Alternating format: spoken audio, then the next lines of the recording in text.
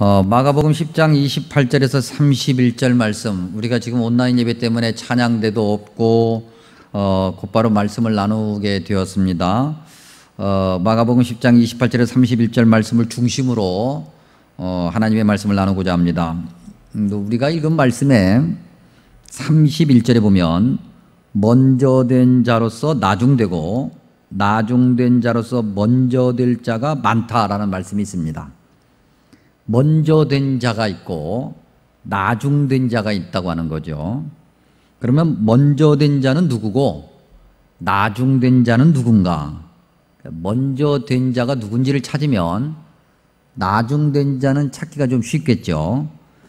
우리가 지금 마가복음 10장의 말씀을 받았으니 마가복음 10장 안에서 먼저 된 자가 누군지를 예로 들어서 한번 찾아보면 크게 세 명이 등장하는데, 한 명은 2절에 예수님을 시험하면서 예수님께 다가왔던 바리새인들, 그들이 뭐라고 질문하냐면 아내를 버리는 것이 옳은가 아니면 그른가. 버린다는 단어도 그렇게 썩 좋은 단어가 아닌데 그들이 분명히 그렇게 얘기하죠. 그래서 예수님을 시험하려고 했던 그 바리새인들이 먼저 된 자로 인정받던 사람들이고, 이제 또 한 부류의 사람은 17절, 지금 우리가 읽은 말씀이 자리하고 있는 17절 이하에 등장하고 있는 어떤 사람, 이 사람은 성경에 부자라 그렇게 기록하고 있는데 이 사람이 먼저 된 사람이죠. 유대인이고 율법을 잘 알고 바리새인도 그렇고 이 사람도 그렇고 어려서부터 성경을 잘 지켜왔고 성경대로 살려고 애쓰던 사람, 그런 사람들이 먼저 된 자다. 자, 근데 이제 두 명으로 끝나면 참 좋겠는데 성경을 계속해서 읽어보면 먼저 된 자에 포함되는 또 다른 사람들이 있는데 그 사람들이 누구냐면 아쉽게도 예수님의 12제자들입니다. 적어도 13절 이하에서부터 읽다 보면은 어린아이들이 예수님께 찾아오는 그런 순간이 있었는데 예수님의 제자들이 나서서 어린아이들이 예수님께 다가오는 것을 막고 꾸짖기까지 하죠. 그리고 26절과 28절은 조금 이따 다시 한번 보겠습니다만 제자들이 앞장서서 예수님을 따르고 좋아하는 것처럼 보이는, 그러나 사실은 자기들의 어떤 욕심과 자기들의 생각을 가지고 신앙생활을 하고 있었던 그들도 역시 먼저 된 자에 속한다. 근데 분명히 성경을 통해서 우리가 알고 있는 것처럼 예수님께서는 이런 자들을 칭찬하시진 않았습니다. 다 존경받는 사람들이거든요. 세상 사람들로부터 어려서부터 하나님 말씀을 잘 지켰다고 자신하는 그 부자나 아니면 하나님 말씀을 연구하고 누구보다도 잘 알고 있는 바리새인이나 심지어는 예수님 당시 현재 시점으로 봤을 때 사람들로부터 존경받고 예수님의 제자라고 칭찬받았던 그 제자들이나 모두가 다 사람들로부터 인정받고 사람들이 존경하는 사람이었는데 예수님만은 그들에게 큰 점수를 주고 있지 않다. 오히려 그들이 먼저 되었으나 저렇게 사람들로부터 인정받고 있지만 나중된 자가 될 수 있다라고, 또 그렇게 바뀐다라고 경고하고 계시는데 왜 그럴까? 자, 우리가 이제 이 질문에 대한 답을 마가복음을 우리가 읽었습니다만 마태복음, 누가복음의 본문을 통해서도 확인해 보고자 합니다. 오늘 우리가 읽은 말씀 31절에 먼저 된 자가 나중되고 나중된 자가 먼저 된다라고 하는 이 문장은 마가복음에만 있지 않습니다. 마태복음에도 있고 누가복음에도 있는데 이 문장이 속해 있는 성경 본문의 자리, 그 자리를 찾아가면서 먼저 된 자가 누구고 좀 더 확인해 보고요. 그 다음에 왜 먼저 된 자가 나중될 수밖에 없는가? 잘못된 신앙을 가지고 있다고 하는 건데 그거에 관해서 우리가 확인해 보죠. 자, 먼저 우리가 읽은 마가복음 10장의 본문, 마가복음 우리가 읽은 말씀이 포함되어 있는, 즉 속해 있는 본문은 17절부터 시작합니다. 17절에 보니까 재물이 많은 어떤 사람이 예수님께 찾아와 영생 얻을 방법에 대해서 묻습니다. 우리가 잘 알고 있는 것처럼 이 사람은 이미 자기가 영생을 얻고 천국에 간다라고 하는 자신감에 그것도 뭐 이렇게 확신을 가지고 있는, 자신감이 있는 그런 사람이었죠. 그 사람이 말하기를 어려서부터 하나님 말씀대로 잘 살았다고 얘기합니다. 예수님께서도 그 점에 대해서는 칭찬하시죠. 율법대로 성경대로 열심히 살았고, 오늘 우리식 표현대로 하면 교회도 열심히 다니고 봉사도 열심히 하고 그랬던 사람. 근데 예수님이 그에게 말씀하시기를 한 가지 중요한 게 있다. 결정적인 거죠. 다 잘했는데 한 가지 중요한 게 있는데, 그게 뭐냐면 그가 가지고 있는 그 재산, 그가 그때 당시 예수님 당시 현재 가지고 있는 그 재산을 다 팔아야 된다. 21절에 보면 다 팔아야, 그렇게 기록되어 있습니다. 뭐 필요한 것은 빼놓고 그다음에 파는 것이 아니라 다, 모든 것을 다 팔아 가난한 자들에게 주라. 그리고 난 다음에 예수님을 따라야만이 완전하다. 주님께서 이 말씀을 하신 이유는 정말 그에게 재산을 다 팔으라고 명령하신 것일까? 물론 그럴 수도 있지만, 정말 주님께서 원하시는 의도는 그의 마음이 어디에 있는가를 확인하고 싶은 거죠. 그가 무엇에 집중하면서 신앙생활을 하고 있는가. 교회 다닌다고, 교회 안에서 뭐 이렇게 저렇게 한다고 그래서 그거 중요합니다. 중요하지 않다는 건 아닙니다. 매우 중요한데, 그것보다 더 중요한 본질적인 것이 뭐냐는 거지요. 우리가 교회 안에 있고 신앙생활하면서 우리의 마음이 콩밭에 가 있고 세상에 가 있으면 그것은 결코 옳지 않다. 교회 안에서 아무리 신앙생활을 잘하고 열심히 봉사하고 섬기고 직분이 남달라도 하나님이 원하시는 그러한 신앙의 모습을 가지고 있다고 말하기가 어렵다고 하는 거죠. 정말 주님이 원하시는 것, 오늘 마가복음 10장의 이야기로 따지면 내가 가장 소중하게 생각하고 내가 포기할 수 없는 것을 주님을 위해서 포기할 수 있느냐는 거예요. 만약에 포기하지 못하면, 주님이 포기하라고 하실 때 내가 정말 붙들고 있는 것을 포기하지 못하면 어떻게 되는 것일까? 25절에 낙타가 바늘귀로 나가는 것이 부자가 하나님 나라에 들어가는 것보다 쉽다 그랬어요. 바로 이거죠. 어려서부터 신앙생활을 하고 교회 안에서 칭찬받는 자로 그렇게 말씀을 잘 알고 그렇게 성장했으나 결국 그의 마음은 주님이 원하시는 것이 아니라 다른 곳에 가 있었다. 먼저 된 자이지만 나중될 수 있다. 자, 마가복음 10장을 계속해서 살펴보면 이런 이야기를 들었던 제자들이 26절에 놀라면서 이렇게 물어봅니다. 그러면 누가 구원을 얻을 수 있을까? 제자들의 본 마음이 무엇입니까? 바꿔 얘기하면 우리는 못한다라는 얘기죠. 처음부터 시도도 하지 않고 미리 접어버립니다. 안 된다고 말합니다. 비현실적이라고 오히려 주님을 비난하고 주님을 향해서 따지죠. 어떻게 이게 가능합니까? 우리는 뭘 먹고 살으라고, 어떻게 다 버리라고 얘기합니까?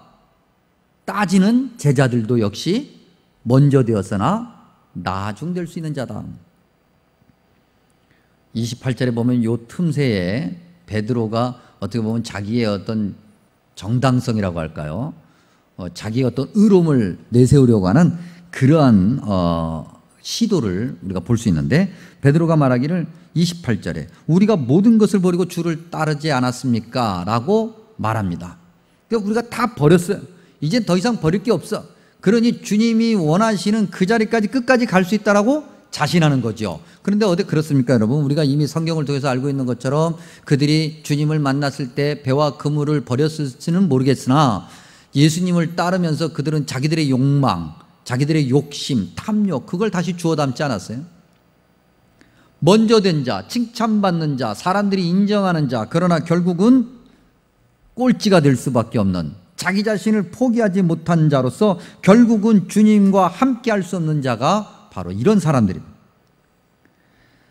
또 한 가지, 우리가 마태복음으로 가면 마태복음 20장 1절에서 16절에 먼저 된 자가 나중되고 나중된 자가 먼저 된다라고 하는 그 표현이 담겨 있는 본문이 있는데, 그게 20장 1절에서 16절의 내용이죠. 20장 1절에서 16절에는 비유가 등장합니다. 우리가 잘 알고 있는 포도원 품꾼 비유인데, 이 포도원 품꾼 비유에 의하면 주인이 길에서 노는 사람 한 사람 한 사람을 데려다가 자기 포도밭으로 보냅니다.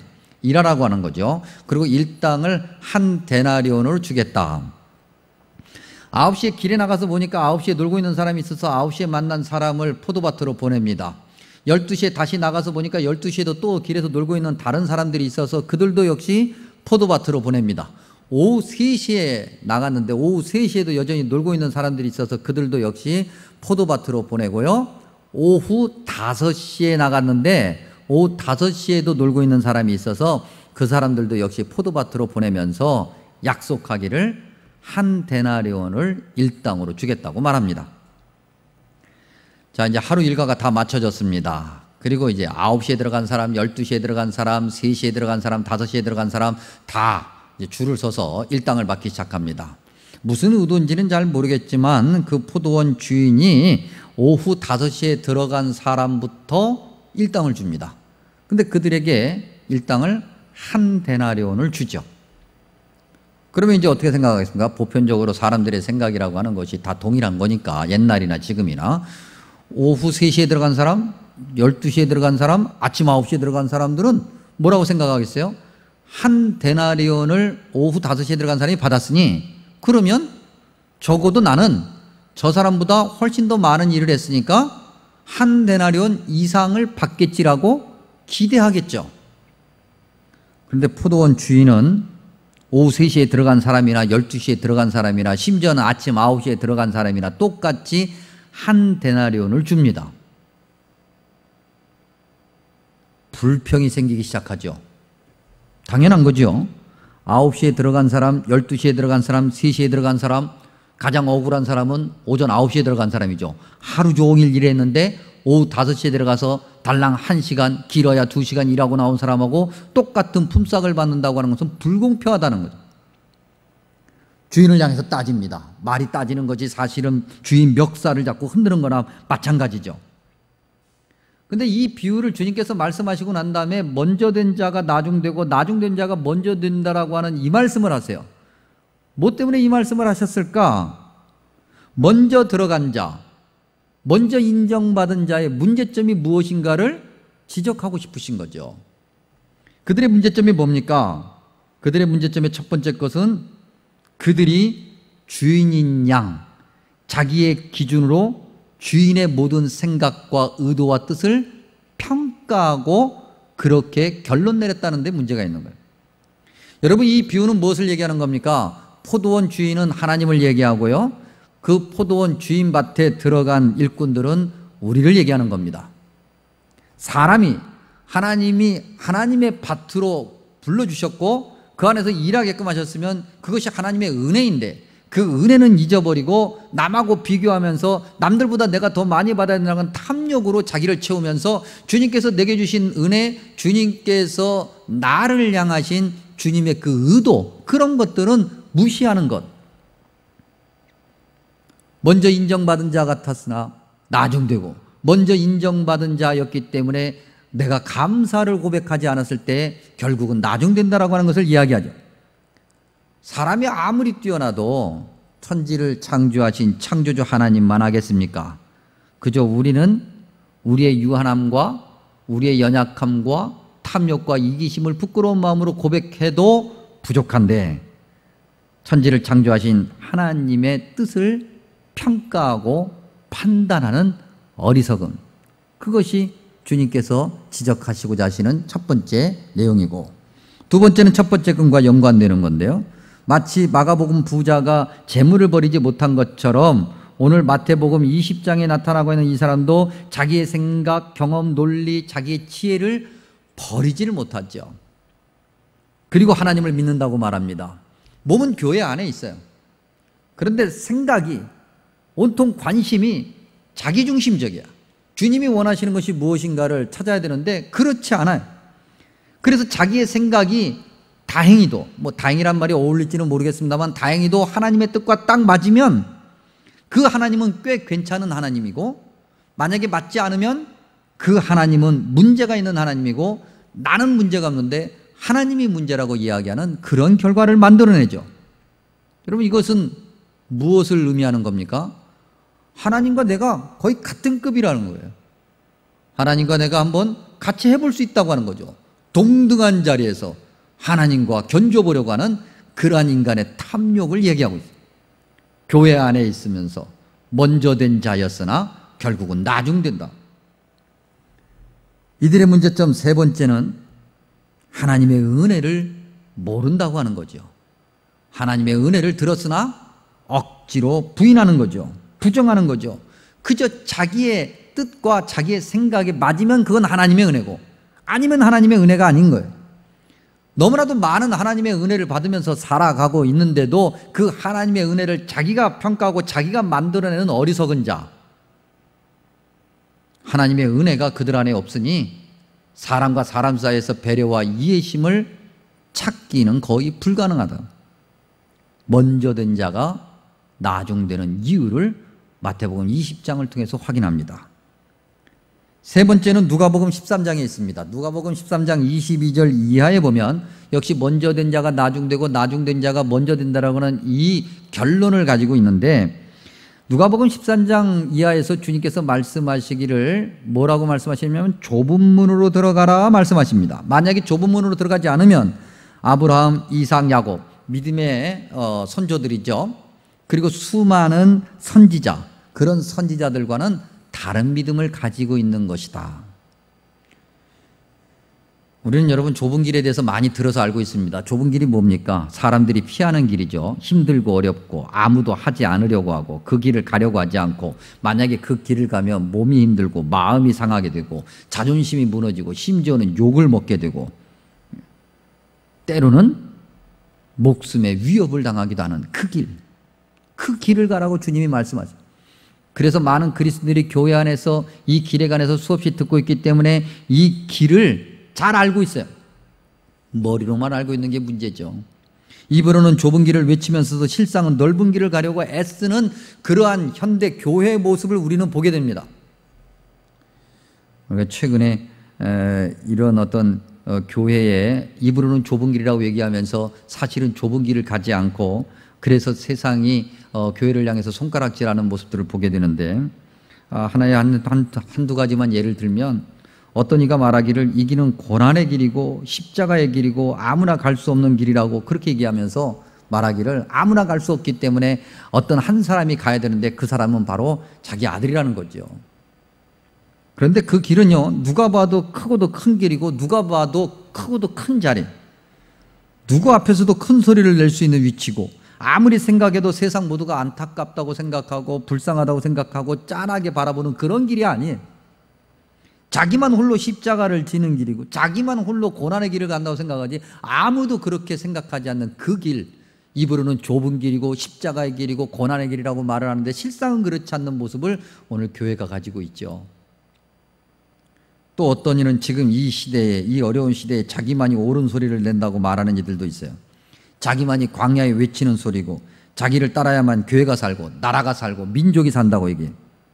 심지어는 그들이 언급한 자기들의 어떤 이런 주장을 어떻게 보면 정당화하기 위해서 언급한 사람이 있는데, 그게 디트리히 보네퍼라고 하는 신학자예요. 2차 대전 당시에 독일 신학자죠. 목사님이기도 하고요. 근데 정말 궁금한 것은 그 목사님이 어떤 고민을 가지고 있었고 어떻게 신앙생활을 했으며 어떤 몸부림을 쳤는지를 잘 알고 하는 건지 모르겠어요. 결국 그들의 그런 외침 때문에, 주장 때문에, 그런 확신 때문에, 자기의 어떤 그런 분명한 어떤 그런 어떤 믿음 때문에 결국 모든 사람이 힘들어졌잖아요. 교회를 세우기는커녕 세상이 교회를 향해서 돌을 던지지 않으면 다행이라고 평가받는 그런 결과를 만들어냈고, 나라가 살기는커녕 나라가 서로를 향해서 광야에 외롭고 쓸쓸한 외침이 아니라 광기 어린 분노를 뿜어대는 결과만 만들고 말았다는 거죠. 방금 전에 예배 두르기 전에도 시청 공무원이 다녀갔어요. 한마디로 감시하는 거죠. 어떻게 교회가 이렇게 종교의 자유, 예배 드릴 수 있는 자유, 이것을 어떻게 나라가 정부가 그걸 감시하느냐. 여러분, 우리가 그렇게 말하기 전에 우리는 이런 지경에 이르기까지 교회가 된 것을 우리는 스스로 창피하게 여겨야 돼요. 우리는 부끄러운 거예요. 먼저 된 자가 나중될 수밖에 없는 이유지요. 우리의 의로움과 우리가 옳다라고 생각하는 확신 때문에 우리가 주장해서 많은 사람들이 행복하고 많은 사람들이 즐거워하고 많은 사람들이 정말 교회를 향해서 존경심을 표하는 것이 아니라 오히려 우리를 향해서 손가락질하는, 그래서 많은 사람들이 분열하고 서로를 향해서 분노를 쏟아붓는 이런 결과를 만드는 이런 시대에 교회가 과연 먼저 된 자라고, 먼저 된 자다운 모습이라고, 교회다운 모습이라고 말할 수 있을까? 성경을 통해서 나중된 자는 누굴까? 결국 나중된 자가 먼저 되는 것인데, 바꿔 얘기하면 세상은 인정하지 않지만, 세상이 미련하다고 얘기하지만 그래도 주님이 인정하셔서 나중에 주님과 함께하는 자는 누굴까? 우리가 질문해 봐야 되겠죠. 그리고 답을 얻어야 되는데, 성경 안에서 우리가 답을 얻을 때 두 사람을 떠올리게 됩니다. 한 사람은 누가복음 18장에 있는데, 누가복음 18장 9절에서 14절에 등장하는 사람이 있습니다. 한 사람은 세리, 한 사람은 그렇지 않은 사람, 자기 스스로를 의롭다고 생각하는 사람. 누가복음 18장 9절에 하면 자기를 의롭다고 믿고 다른 사람을 멸시하는 자라 그랬어요. 근데 이 사람과 반대대로 그 세리는 오히려 멀리 서서 감히 눈을 들어 하늘을 쳐다보지도 못하면서 자기 가슴을 치고 말하기를, 하나님이여 불쌍히 여기소서, 나는 죄인이다. 여러분, 우리가 예수님을 믿는 사람들이 날마다 기도하기를 우리의 죄를 용서해달라고 그렇게 기도합니다. 그래서 우리가 죄인이라고 이야기하죠. 그런데 우리는 죄인치고는 참 떳떳해. 너무나도 큰 소리를 쳐요. 자기 죄를 고백하고 눈물을 흘리면서 고통스러움에 몸부림치는 그러한 자가 아니야.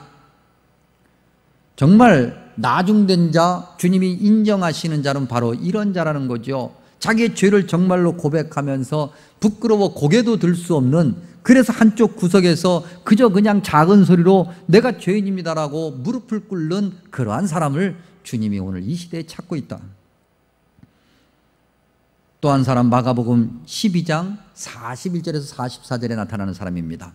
언젠가 우리가 기회가 되면 이 본문으로 말씀을 나눌 것인데, 여기에 등장하는 사람이 있는데 가난한 과부가 있어요. 그리고 그가 드린 작은 돈, 적은 돈, 두렙돈.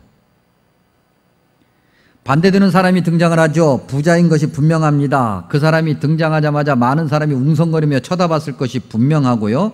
그는 부러움의 시선, 즉 많은 사람들이 그 부자를 부러워하는 그 부러움의 시선을 알면서 천천히 모두가 집중할 수 있는 시간을 충분히 주면서, 그러나 최대한 겸손하고 경건한 모습으로 헌금함에 큰 돈 뭉치를 넣었을 거예요. 그런데 반대로 그 가난한 과부는 남들이 볼까 무서워서 부끄러움으로 후다닥 헌금함에 돈을 넣죠.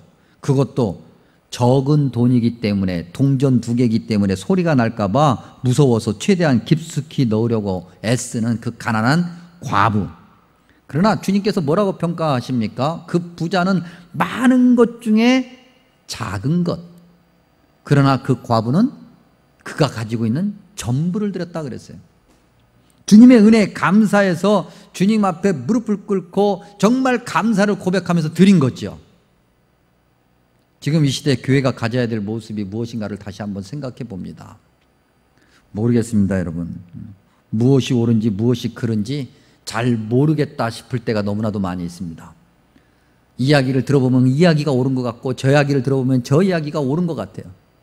무엇이 옳은지 모르겠어요. 각자의 자기 주장, 자기가 옳다고 하는 것을 막 외치고 서로를 향해서 분노를 쏟아내는 이 시대, 심지어는 교회 안에서조차도 어쩌다가 교회가 이렇게 됐을까? 과연 주님은 이런 교회의 모습을 보고 정말 기뻐하시고 좋아하실까? 여러분, 교회가 존재하는 이유가 뭐예요? 어둡고 힘들고 어려운 이 시기에 교회를 통해서 사람들이 소망을 갖게 되고 위로를 얻게 되고 평안을 누리자고 하는 거잖아요. 근데 오히려 교회가 분열하는데 앞장서게 돼요. 서로를 향해서 분노를 쏟아붓는데 교회가 그 자리에 있어요. 오늘 교회가 이렇게 감시의 대상이 되고, 어떻게 보면 교회가 이렇게 저렇게 자유롭게 예배 드릴 수 없는 이 지경까지 이런 것은 거듭거듭 말씀드리지만 교회 탓이다. 우리 탓인. 우리가 먼저 예수 그리스도를 믿고 구원받은 백성으로서 그렇게 영생을 세상에 알려야 되는 그러한 자들이어야 되는데, 그렇지 못한 결과를 만들어낸 이 시대. 주님이 원하시는 것이 무엇인가? 정말 주님이 교회를 향해서 꼴찌되라고 말씀하시는 것인가? 아니죠. 주님은 우리 모두가 다 먼저 된 자, 아주 으뜸인 자, 앞서가는 자가 되기를 원하시는 것이 분명해요.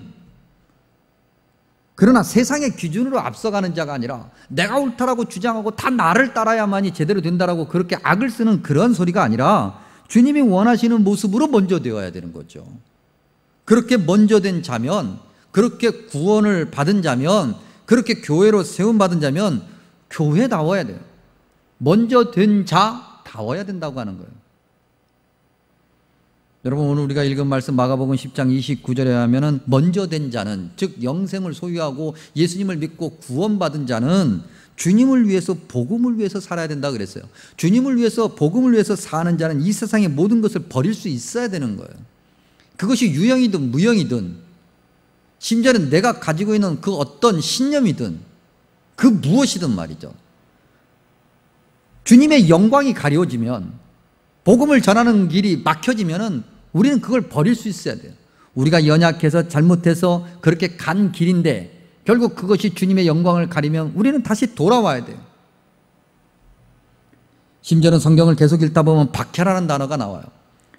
영생과 바꿀 수 없으니 박해까지도 기꺼이 감당할 수 있어야 된다고 그랬죠.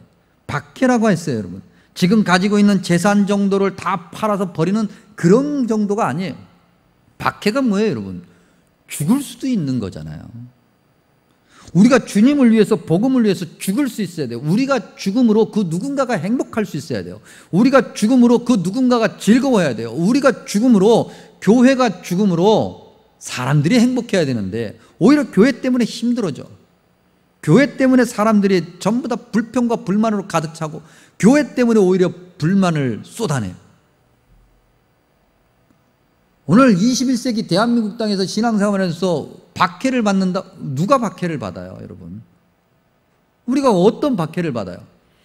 박해는커녕 우리는 작은 손해도 안 보려고 하는 교회의 모습을 가지고 있고, 이런 교회 모습 때문에 세상이 교회를 향해서 비아냥거리는 것이 아닌가. 성경은 항상 말하기를 먼저 주님의 나라와 의를 구하라고 그렇게 말씀하십니다. 여러분, 우리가 성경을 읽어서 알고 있지 않습니까? 뭐뭐 하라, 그러면 뭐뭐 하리라. 이건 조건이 아니에요. 우리가 당연히 해야 될 사명을 얘기하는 거죠. 의무를 얘기하는 거예요. 믿음으로 의롭다함을 받고 영원한 생명을 가진 자들이 당연히 가져야 될 모습이에요. 그것을 주님께서는 그것부터 해. 그것부터 해야 주님의 은혜도 바르게 보이게 되고, 그것부터 해야 우리가 가야 될 길이 어딘지를 정확하게 알게 되고, 그것부터 해야 세상이 우리를 통해서 주님의 은혜를 알게 된다는 거죠. 이것이 가져야 될 교회의 정체성이고 교회의 사명이라고 하는 것.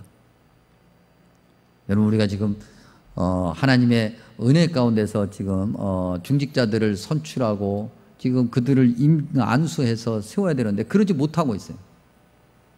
사실은 이런 어떤 교회 사명, 이 시대의 교회가 감당해야 되는 이런 모습들을 가장 앞장서서 해야 될 이들이 중직자들 있죠. 이미 피택자 여러분은 이미 중직자인 거예요. 이 중직자들이 먼저 앞장서서 기도하고 회개하고 많은 사람들을 사랑으로 섬기며, 심지어는 우리가 죽는다 할지라도 그렇게 하여 하나님의 사랑을 알리는 자가 되어야 돼요. 앞장서서 말이죠. 그것이 교회가 가져야 될 사명이라고 하는 것을 오늘 말씀을 통해서 다시 한번 확인합니다. 주님께서 오늘 말씀을 주시면서 결론의 말씀으로 베드로후서 2장 20절에서 22절 말씀을 주셨는데, 오늘 이 말씀을 읽어드리면서 말씀을 마치고자 합니다. 베드로후서 2장 20절에서 22절 말씀 새번역 성경으로 읽어드립니다. 사람들이 우리의 주님이시며 구주이신 예수 그리스도를 알므로 세상의 더러운 것들에서 벗어났다가 다시 거기에 말려들어 정복을 당하면 그런 사람들의 형편은 마지막에 더 나빠질 것입니다. 그들이 의의 길을 알고서도 자기들이 받은 거룩한 계명을 저버린다면 차라리 그 길을 알지 못했던 편이 더 좋았을 것입니다. 다음과 같은 속담이 그들에게 사실로 들어맞았습니다. 개는 자기가 토한 것을 도로 먹는다. 그리고 돼지는 몸을 씻고 나서 다시 진창에 뒹군다. 아멘. 기도하겠습니다.